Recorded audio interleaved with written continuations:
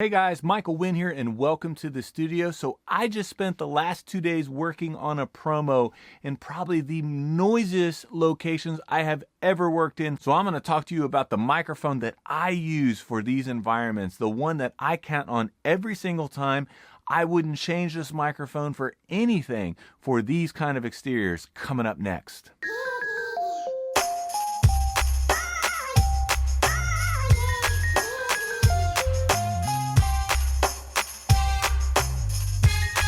Trying to build the Ronin.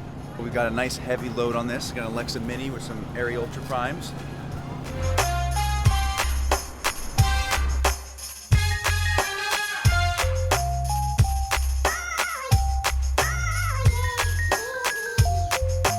I have a shot list here, and a lot of what they're doing is high speed, which means that it will play back in slow motion, so there's no sync sound.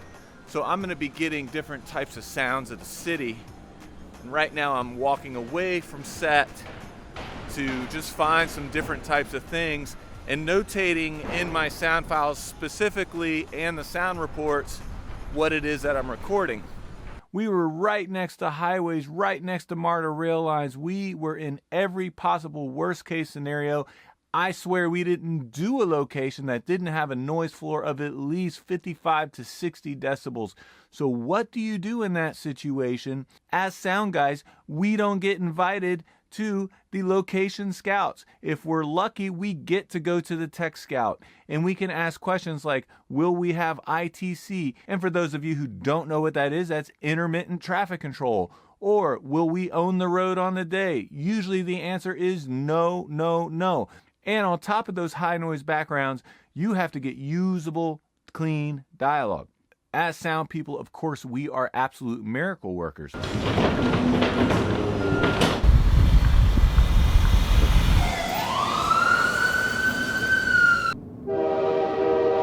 So before we lose our minds, risk our reputations, and future job opportunities, let's get a handle on the situation. Most promos or commercials are 15, 30, or 60-second spots. That means you're going to film a ton of footage and a ton of sound bites to get what they need in editorial to put it together. So they're going to be able to pick and choose based upon the shot they got and the sound they received. Number two, all reputable spots have storyboards, and the storyboards are very important to you as the sound mixer on set. It is the guide that lets you see what the spot will become when it is finished. And if you study it closely, you can see where music would be, where voiceover will be, and where your sound bites will be used. So this will be a guide for you to help you understand what is important so you don't sweat the small stuff. Because there's going to be moments where you're going to need to ask for an additional take. They're going to look at you and say, how is that for sound? And you have to have an answer to the question. And not only should you know how it was or how it's going to translate in the spot, you should have a good idea of what it is that they're shooting. You don't want to be the sound guy that shows up and just ready to record whatever they're doing on set, not being informed about what they're doing on the spot.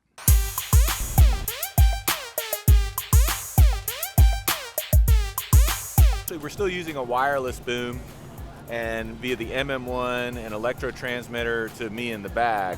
But we're very lightweight. We don't have the carts with us because this is a smaller shoot, but we do have all of the tools that we need to do the work that we would do when we were using a large cart setup.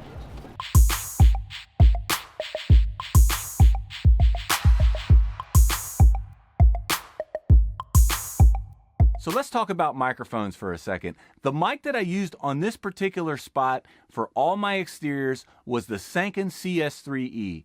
This microphone I chose over the Schoeps CMIT 5U, my 416, my 50s, my MKH70, because out of my mics, this one has the best off-axis rejection. So what that means is the sides of the short shotgun microphone are rejecting the background to the best possible ability of any mic in my collection. Because your goal as the sound mixer and recordist on set is to maximize the signal to background ratio of your dialogue to the background. Working on promos and commercials, I can tell you that your communication with the production and the director is absolutely critical. So you do not want to sweat the small stuff. Remember, keep your eye on the ball and what it is that you're making. So when you do need a favor and you need something again, you know you're asking for the right thing.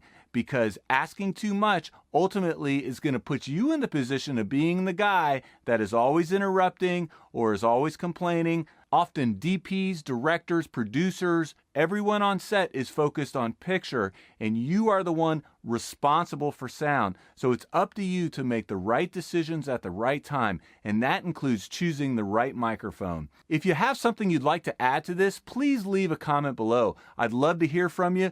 Or if you have a question about recording in high noise environments, and for more videos like this and professional sound tips, be sure to subscribe to my channel. Thank you for watching.